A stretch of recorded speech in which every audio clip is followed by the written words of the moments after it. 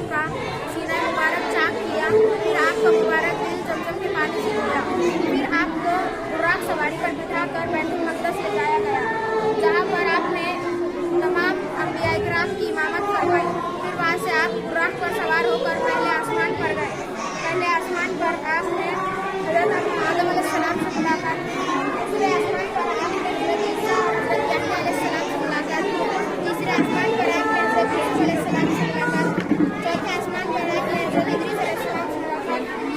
पांचवें आसमान पर हज़रत हारून अलैहिस्सलाम से मुलाकात की, छठे आसमान पर हज़रत मूसा अलैहिस्सलाम से मुलाकात की, सातवें आसमान पर हज़रत इब्राहीम अलैहिस्सलाम से मुलाकात की, जो बैतुल मामूर से लेकर आकर बैठे हुए थे। फिर आप सल्लल्लाहु अलैहि वसल्लम